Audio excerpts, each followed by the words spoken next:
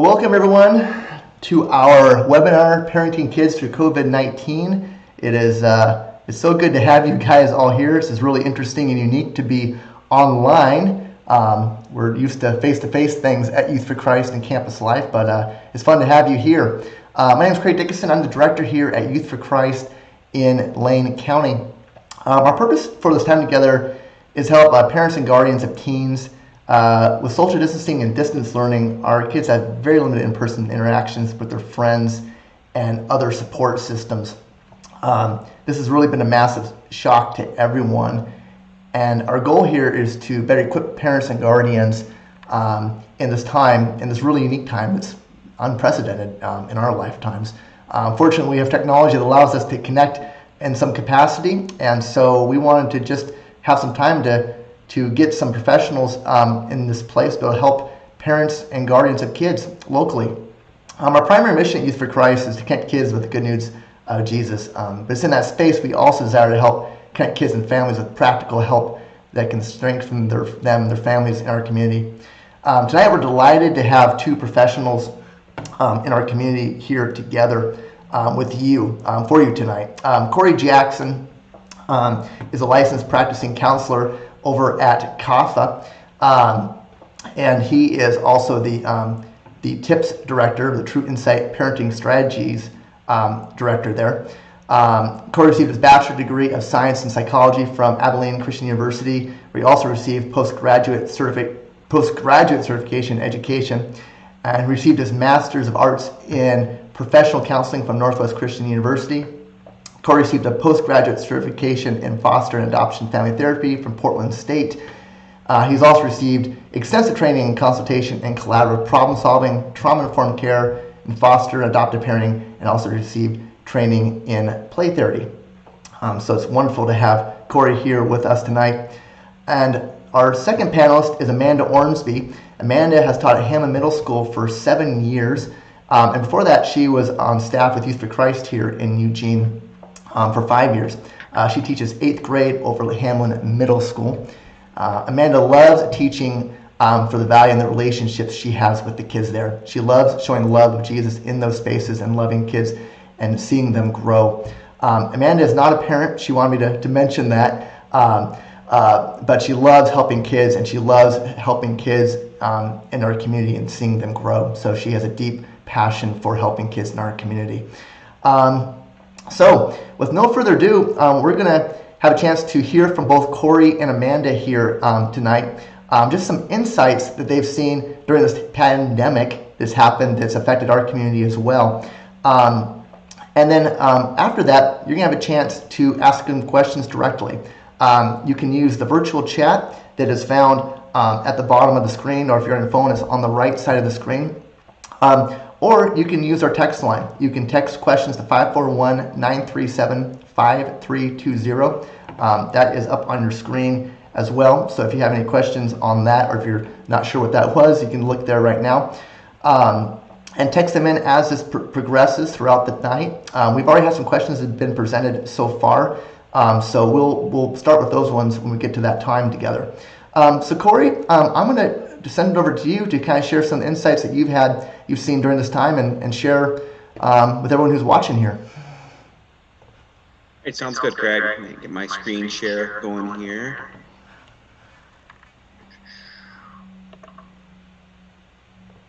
How's that look? Is that coming through okay? Looks perfect.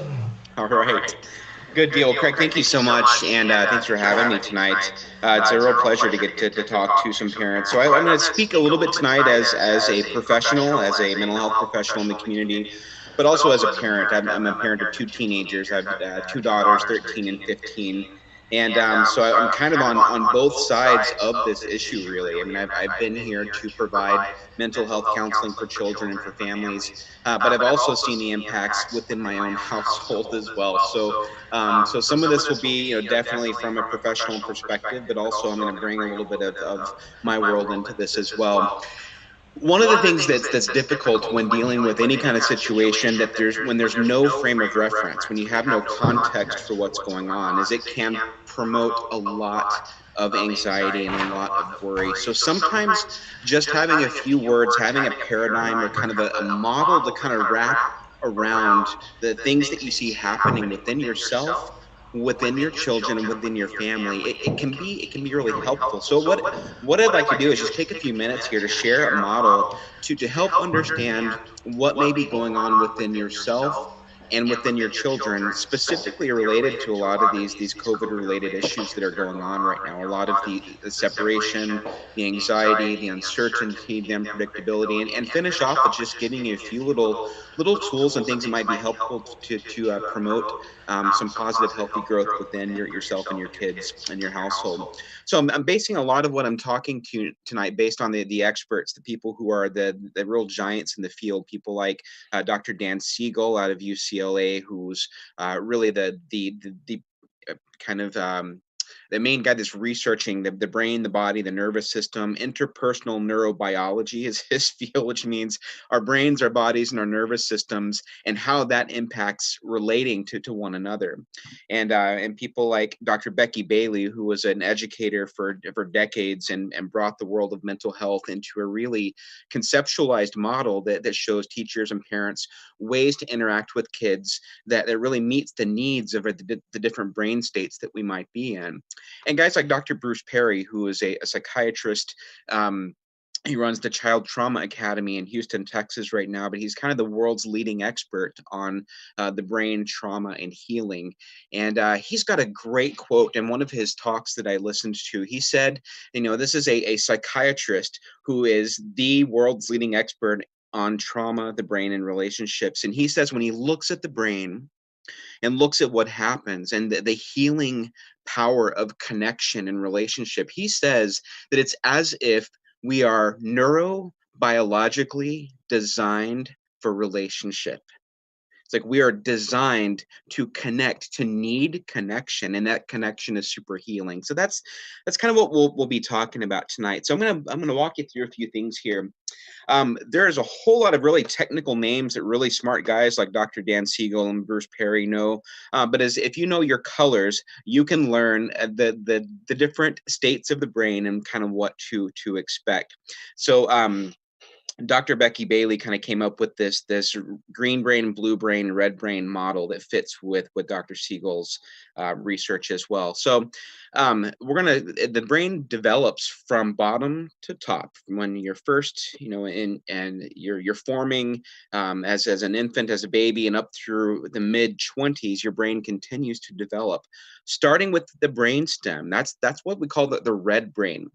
The red brain is its whole job is to keep you safe. It wants safety more than anything else. Its job is to keep you alive. So it's a lot of fight or flight that's in there, which is super helpful if you're in a life-threatening situation, right? But if you're stuck at home with your parents during a pandemic and your brain is going to fight or flight, it's kind of mismatched there. But recognizing, wow, this is what the red brain looks like. You don't see a whole lot of eyes. It's very action oriented, very few skills, almost no language processing, a lot of activity that goes on down there. The red brain's important to keep you alive, but it just does not have a whole lot of skill to communicate or to solve problems.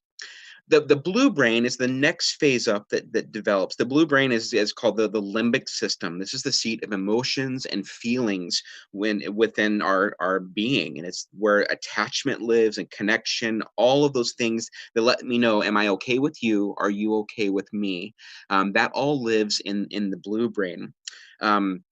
The blue brain is a little better at communicating. It's got a few more words than the red brain does. So you can get a little bit of communication happening there, but there's no logic.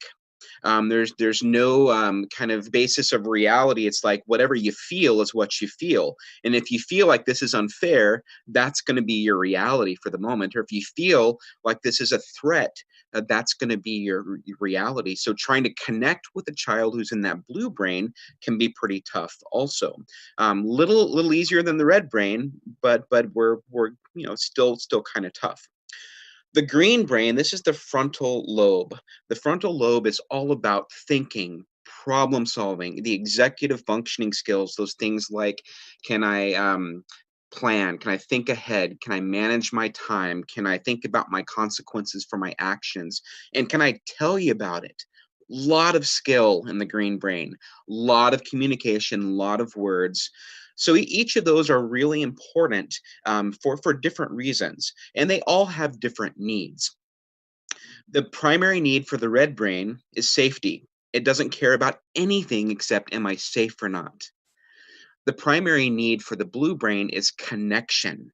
Do you see me? Do you understand me? Do you see what's going on in my world? Do you know what's going on? Am I loved? Am I cared for? The green brain, its primary need is for learning and problem solving. It wants to look at the world a different way and figure things out. So this is those are the main states of the brain: the green brain, the blue brain, the red brain. This is a great thing you can even teach your kids, giving them again that paradigm, that frame of reference for where am I right now? What state of my brain am I in? And this happens for our kids, but it also happens to us. We also have a red brain, a blue brain, and a green brain. And and it's important for us to recognize too which state we're in, and realizing if I'm not in my green brain, I am going to be less effective at communicating with my kids.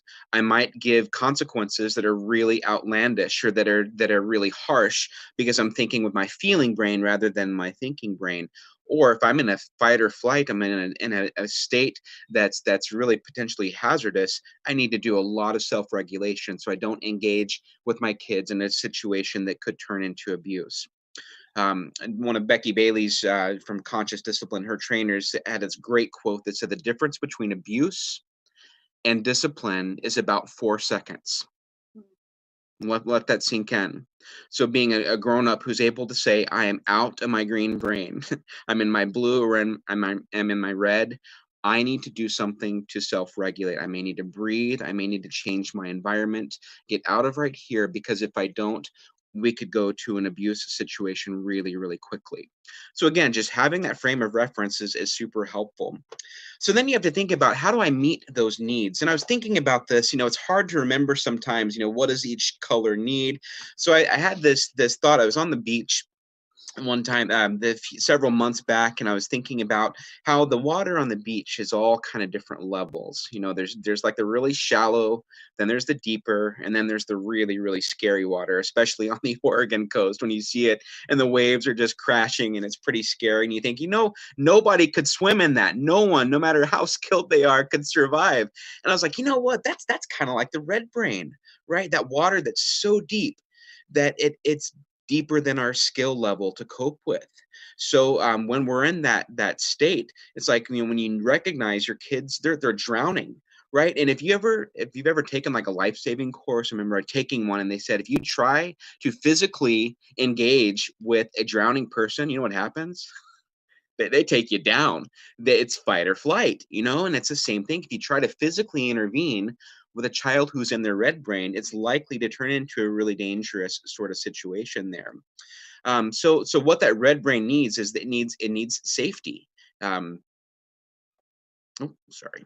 The blue brain is kind of like that water that's like, when you're out. With the training I went to this past summer was in Florida, and you could actually swim in the water because it was warmer. And we got to a point where like it was too deep to touch. That to me is kind of like the blue brain. It's like, I've got some skill, but I'm a little bit nervous here. I don't know what I'm doing, and I'm kind of starting to sink a little bit. I'm not panicking, but I'm definitely feeling it. So that's like being in the blue brain and recognizing when a kid is out of their skill level, right? And they're starting to act out behaviorally or act out emotionally. And we can look at that and say, aha, they're in their blue brain. They're in that blue water out there. Um, and the green brain, that's like that water that's so shallow, you can like splash around, you can play, you've got all of the skill, all of the thinking, and you're like tossing things back and forth. And it's like, I've got all the skill in the world.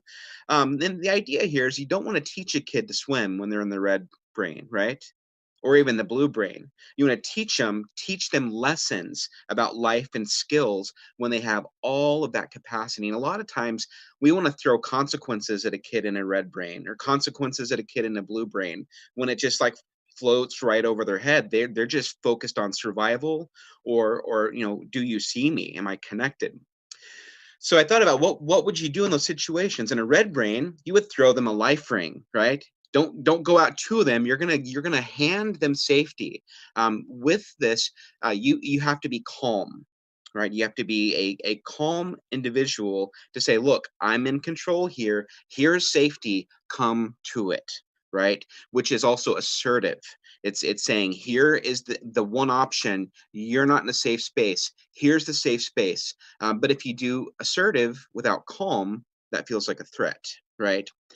You also need to be positive. You have to believe the best. If a person's out there drowning and you just start shouting at them saying, "What's your problem? Why can't you swim? Why don't you just try harder? Or I'm going to give you consequences if you don't swim." That's not going to work, right? They're going to just, they're just going to drown. So, think about it. They're doing the best they can. They're drowning. They need me to step in and give them safety, right? So the blue brain, what it needs more than anything is connection. So I think about that, like, instead of the life ring where you're throwing it, you're going to come out to them in a raft and you're going to say, "Hey, kiddo, we're in this together. I see you. I see that you're having a hard time. I'm not blaming or judging you, but I'm with you and I get that this is hard." Right. And I might give them some things like choices. I might say, "Hey, do you want to hang out here for a few minutes? Or are you ready to go back to shore? Which works best for you?" Those choices are something that the blue brain can catch, whereas the red brain couldn't quite catch them, right?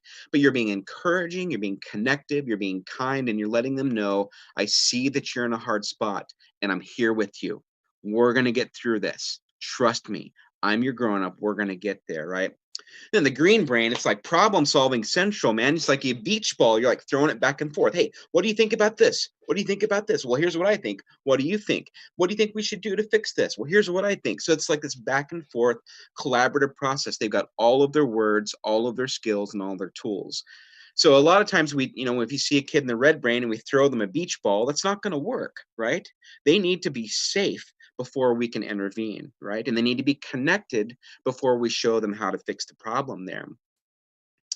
So this is like what parenting looks like a lot of time. You've got a whole lot of green water, whole lot of space to do teaching, to do problem solving, to do educating. And there's some times when there's like a little bit of blue water where you're going to need to do connection, and some times where you have to jump into safety. That's normal times, right?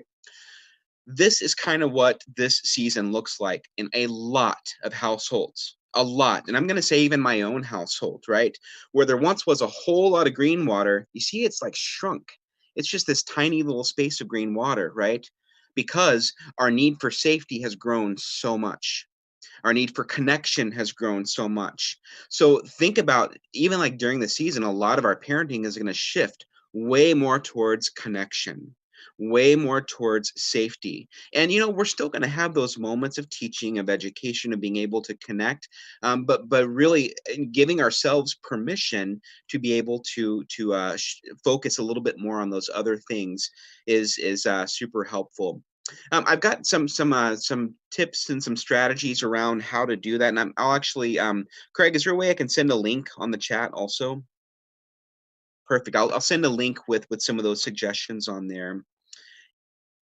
And I'll finish off here just with a quick little video that just is a few more. It's about a minute long of ways to connect with your children during this time. A few more of like brain-based sort of strategies. So think about that, green brain, blue brain, red brain. Where is your kid? What do they need? Do they need safety? Do they need connection? How do I, connect best with them so we can move back into that space where we're able to learn and problem solve a little more. So watch this, and we'll wrap it up on my part here.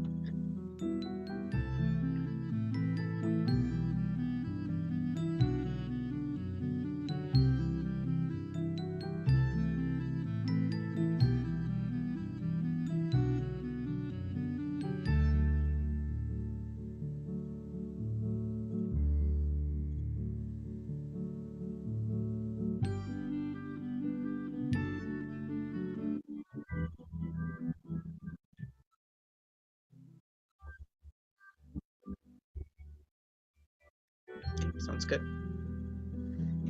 All right.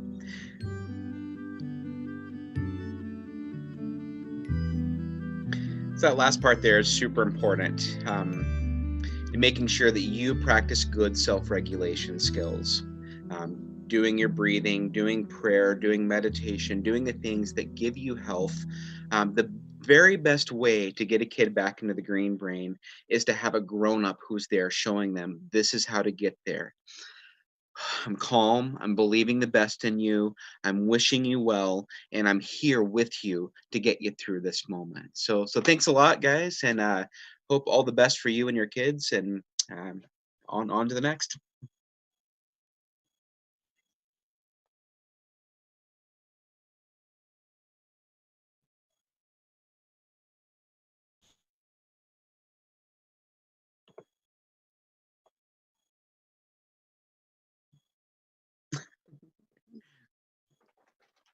I think I was muted there for a second. I apologize, but anyhow, Corey and Amanda could hear me, but the rest of you guys could not hear me there. Anyhow, thank you so much for sharing, Corey. That's phenomenal. Give me some stuff to think about in my own family, and of course in the kids that we're connecting with.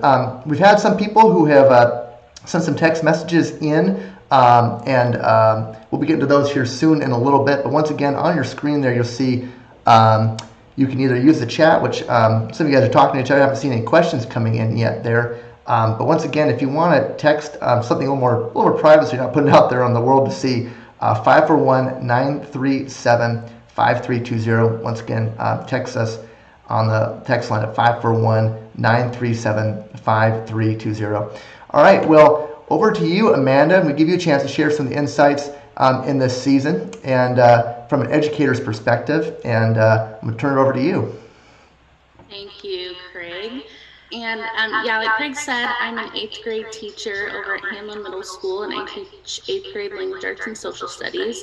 And I'm super thankful that Corey just shared his presentation, because just a lot of those similar things are things that we practice kind of at school. I work with a lot of students who've been impacted by trauma.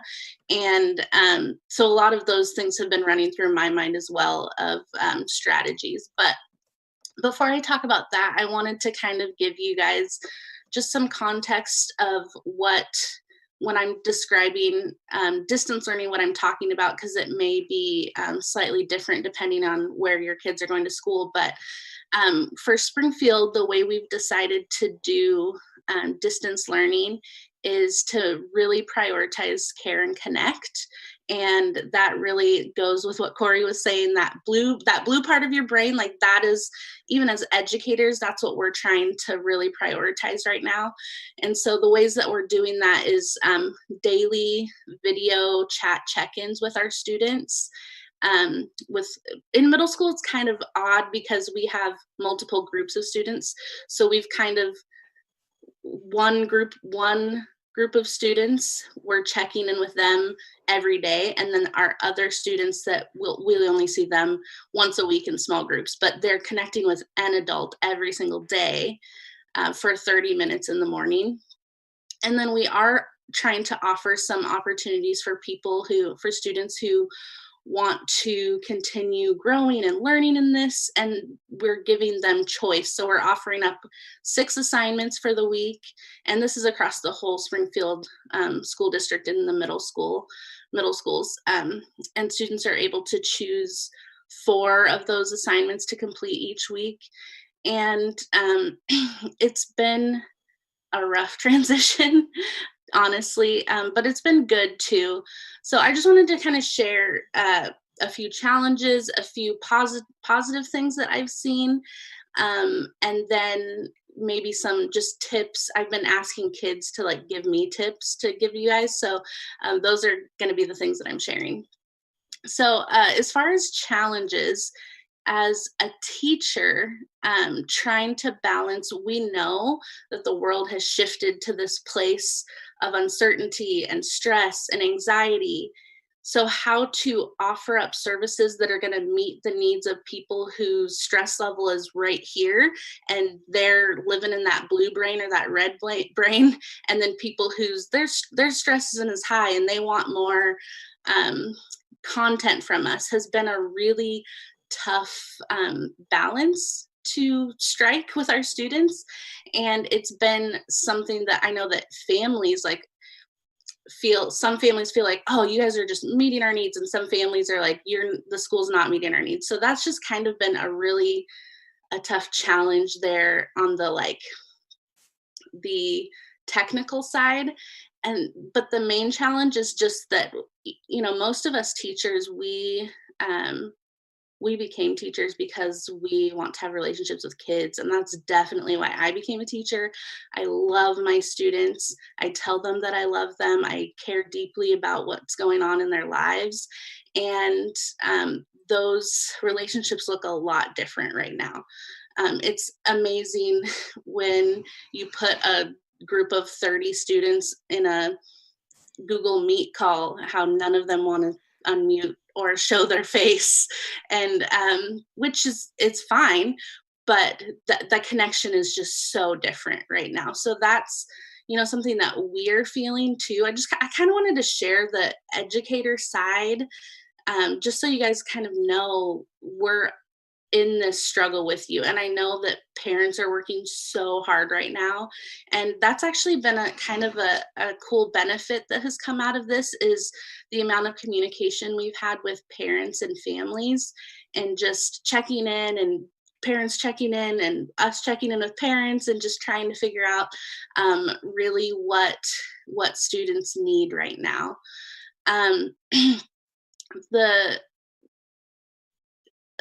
The one thing that I want to say, and like I said, I'm glad that Corey went first, is that the schools, we know that it is a super stressful time right now. And I hope that someone has told you that as the parent, you have permission to say, you know what?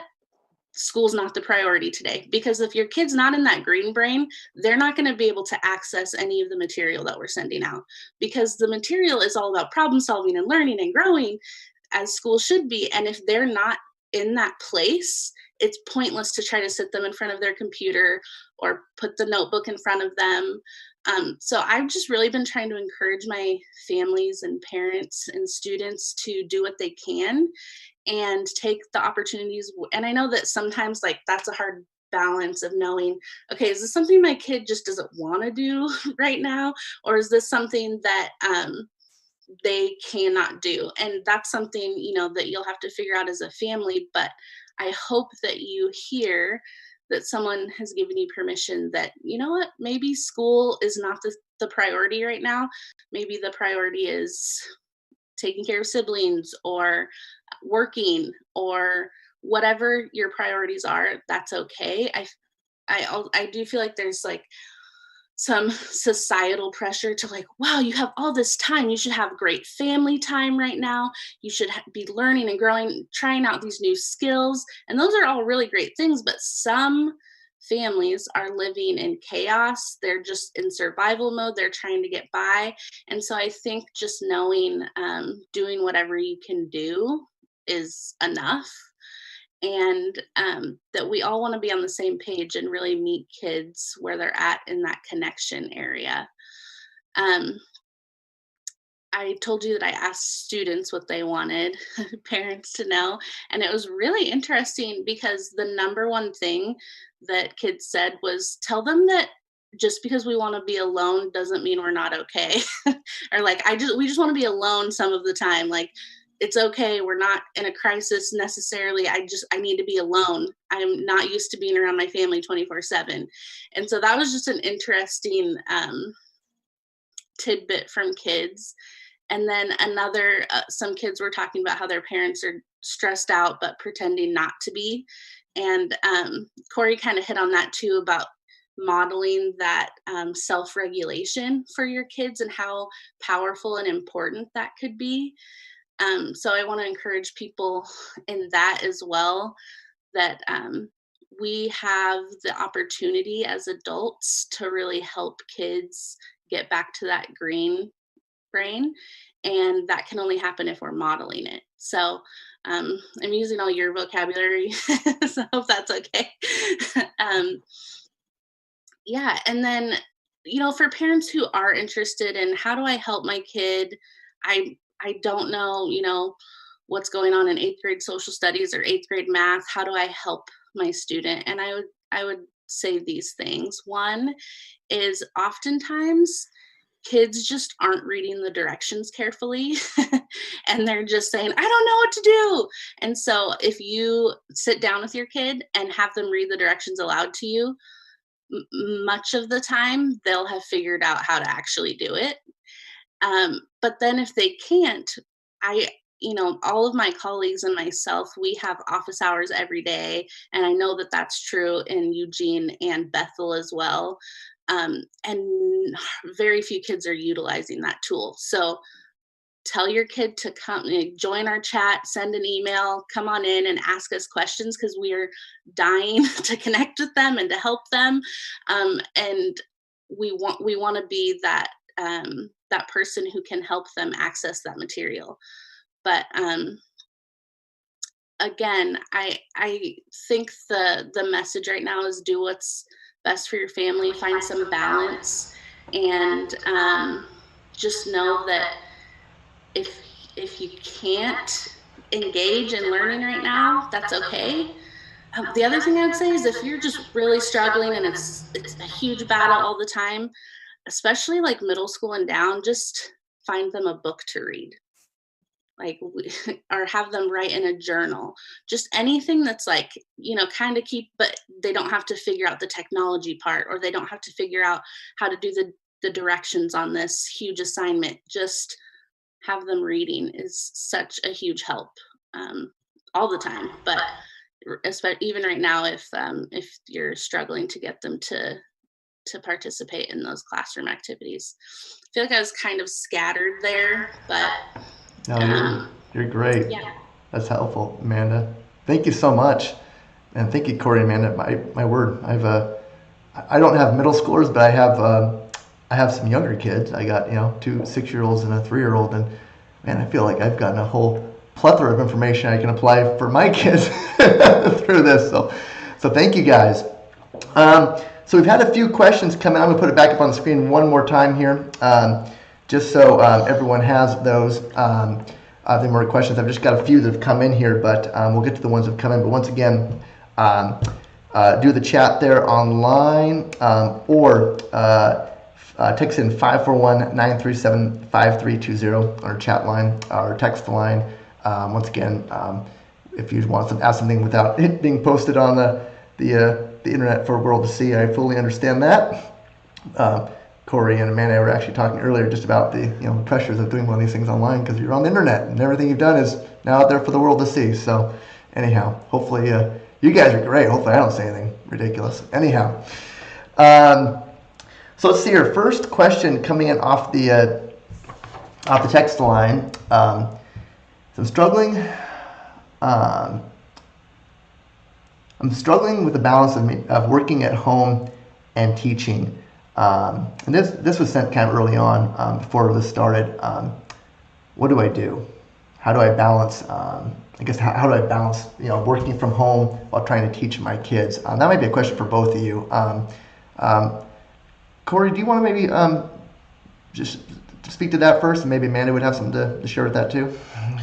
I think that person's not alone. I mean, I work with a lot of families, and that's a very, very common one right now. And I think it's like, we're all good at what we do, and we professionally and things like that. And then all of a sudden, you get thrown a brand new job. So it's like now it's like starting a brand new job all over again, right? And realizing, oh, I'm a construction worker or CPA or whatever, and now a teacher, right? So I think just being super kind to yourself and realizing the gravity of what you've taken on by that. So I think recognizing it can be stressful, recognizing that that can be hard, and also finding a way to build in some structure, some home work balance, of ways to.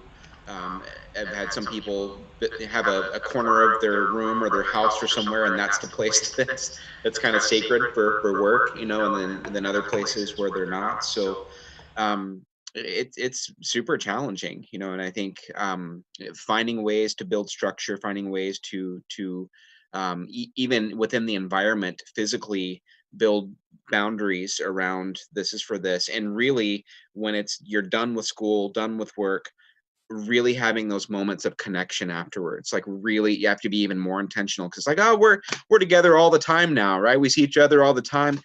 It's not the same, and really taking those moments to go on walks as a family or read books as a family or watch a show as a family or things to reconnect.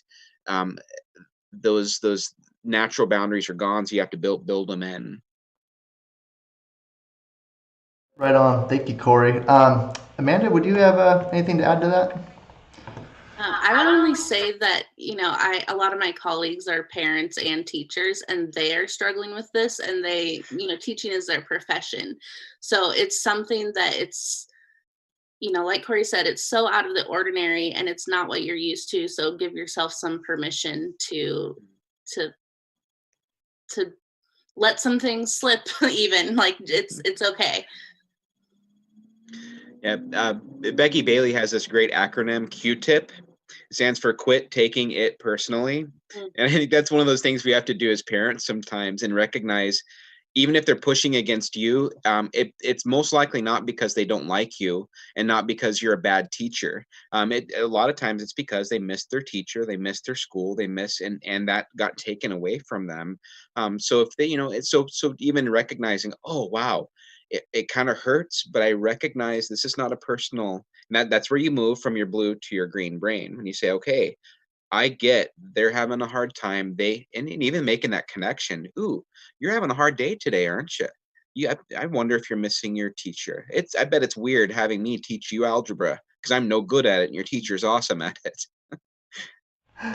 That's great. There's Go one ahead, other Amanda. thing that I would add that I've noticed with a lot of my students when I'm meeting with them online is the importance of routine and consistency, even in things like getting to bed at a good time. Like I've had kids who are falling asleep in our video chats because they're like, sorry, I went to bed at 5 in the morning.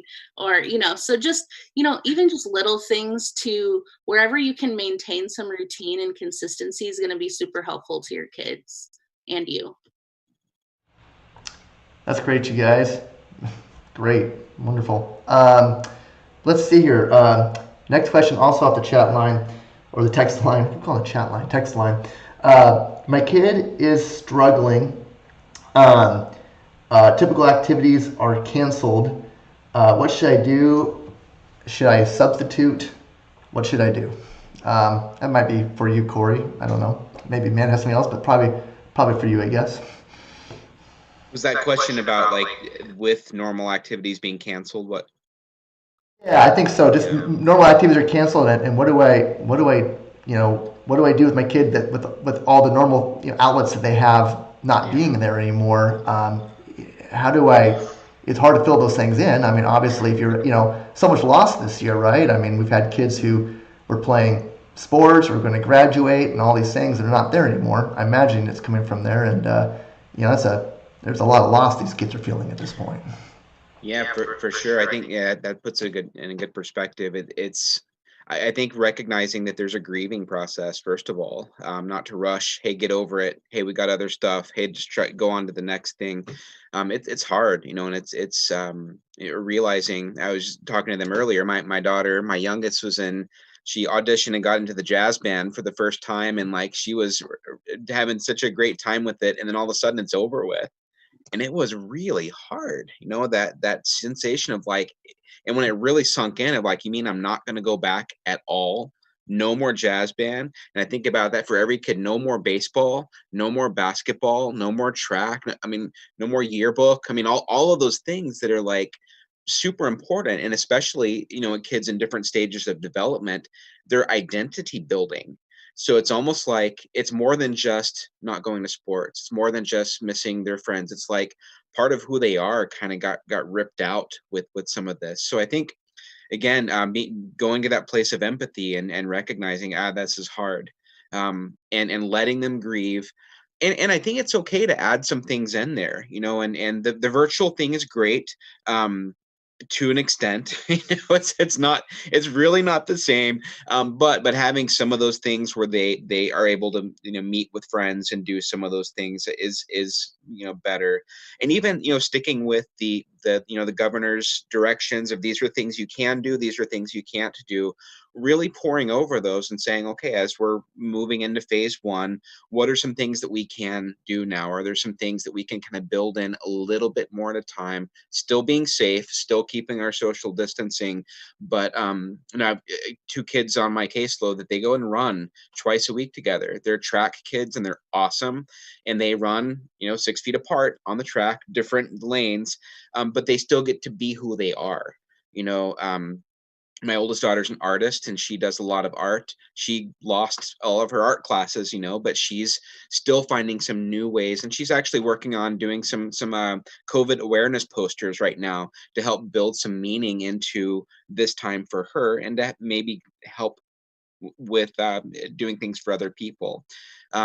Doing things for others is a great way to get out of yourself too. When you feel that depression, feel that I'm stuck, that part of the grieving process is finding meaning in it. And so there are so many like retirement homes in Eugene and assisted living centers for people that can't get out. Have your kids find some new identity by baking cookies for a stranger, making cards for people, doing things where they're giving back. Might be able to substitute. It's not the same. It's not the same as playing on their sports team or their music team, but finding some new ways to find identity could be a great exercise. That's great, you guys. That's phenomenal. Apologize, our screen went out there for a moment, but we heard everybody. So technical things there, or one of the cameras seemed to go on the fritz, but sounds like we heard everything, so that's good. That's the most important thing. But thank you. That's perfect. Last question that came in once again off the text line. Any tips to get through the homework? My kid doesn't want to do it. Once again, this came in kind of early and you guys have kind of spoke to it. I'm not sure if we talked about the different states our brains are in, and where they might be in that space. I've learned a lot already. Amanda, do you want to just talk about this on homework, and then maybe we'll finish it off with Corey here? Yeah, can you repeat I missed the first part of the question. Sure. Any tips on to get through homework? My kid doesn't want to do it. Got it. Kid doesn't want to do homework. Okay. Well, I would say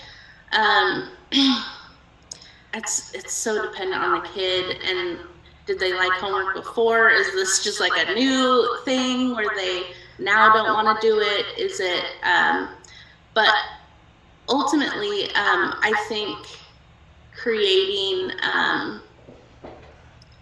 routines where it's expected, okay, like now is when you're going to be working on school time and you're not going to have electronics around you, and it's dedicated time where you're going to be working. And when I like I said, I don't have children, but when I do this kind of thing in the classroom, a lot of kids hate reading. But when we have whole class reading, I make sure that I'm reading my novel at the same time. So it's like, you know what, I'm doing my reading, you're doing your reading, we're all reading at the same time. And sometimes we're like, oh, I don't want to read today, and kind of just modeling that, like, yep, I may not want to do it, but I can push through the frustration, and this is the time that we set aside to do reading, with also with grace, and knowing where your kid is at, and if they're in that brain space, which we've talked all about that a lot. So Corey, anything you would add to that? Yeah, no, I think again, go back to the brain states and assess where they are. If they're like so upset about the homework that they're like tearing it up and throwing things, that's a red brain moment, and you got to promote safety, right? So pushing the limit there, it's probably not going to work. Blue brains, where a lot of kids are with homework, it's the I don't wanna, it's not fair, and their brain is telling them that it's accurate, right? I'm right, you're wrong. This homework is no fun. You don't get it, and their brain is telling them it's right. So kind of connecting with them in that moment. Couple of things, like tool sorts of things. One is remember, the blue brain loves choices. So if you recognize, see where they are. Wow, looks like you're having a hard time with the homework. So you see them, connect. Here's what I see happening. Your face is just down, and you look so disappointed. Um, would you like to have me sit with you and do homework? Or would you like to take a 10-minute break and try again a little later? Which works best for you? So you're giving them two positive choices, and it takes some work on our end to do that, but letting them, sometimes that power of free will helps them be able to re-engage, and it soothes the blue brain enough. And I've had kids, the parents have said that's like once they get over that emotion, they're able, I was like, oh yeah, I can do this. And they get back and they're able, it's the feeling that keeps them stuck. Breathing is another thing that helps. It's just kind of a tool to use and reminding yourself and your child to breathe when you do that. So that the blue brain, anything below the green, the stress breathing, when your body starts to react to stress, you breathe from like here to here. It's stuck all up in the chest, and your body starts to escalate. And so you might see that in your kid if they're, they start to breathe heavily, and so reminding them. So there's a technique that Becky Bailey does called star breathing. It stands for smile, take a breath, take a deep breath in through your nose, out through your mouth, and relax. Smile, take a breath, and relax. That stands for STAR. What that does is it extends. If you can get them to breathe deeply, the breath goes down below their diaphragm, actually starts to fill their abdomen. That starts to send signals to their body it's going to be okay. The breath, it actually shoots oxygen up to your frontal lobe, so it gets you more engaged. The smile, they don't even have to really smile. They can push their cheeks up. It works the same. These muscles right here, when they're stimulated, it sends a message to like the brainstem and the limbic system saying, it's going to be okay. We're going to be all right. So that helps them kind of get in that calmer space. So practice star breathing when they're in the green brain, so they know how to use it when they're in the blue brain. And even sometimes if they're stuck and they can't do it, and sometimes even telling them to do a star breath is like a command, and that feels like a threat. So you might even say, wow, I can tell you're so stuck on this and it's so hard. I'm going to take some breaths for you, right? And you do the star breathing. And there's these things called mirroring neurons that actually, like when you see someone doing something, your brain wants to copy it. So you kind of help them start to regulate just by you doing the calming. So I say bring it down, get things calm, get things grounded. And if all else fails, like Amanda said, I love your words there of saying, if it's not a day for homework, sometimes you just got to call it. It's like, this is not going to happen. And we'll come back to it another day. But being flexible, it's demonstrating a good strategy for your kids too, that we can sometimes be flexible. And so star breathing is for when anything doesn't go your way, you breathe like a star is kind of the technique. So yeah. Right on. Well, thank you guys so much. That's all the questions I have. Super helpful. Really helpful for me personally as a parent, but I'm looking forward to getting the feedback from everybody on that. Corey, I posted that link in the chat there, so hopefully everyone can see that there.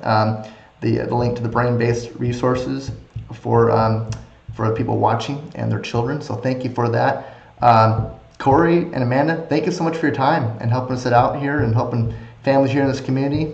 Really appreciate you guys. Well, I think that will do it. Yeah, absolutely. Well, I think that will do it for us. Thank you guys so much for coming. Super grateful to see everyone who was on here tonight. We had a lot of people watching live, and of course it'll be online, posted there as well. So thank you guys. Have a wonderful night, and we'll look forward to connecting with you virtually in the future. Thanks, you guys.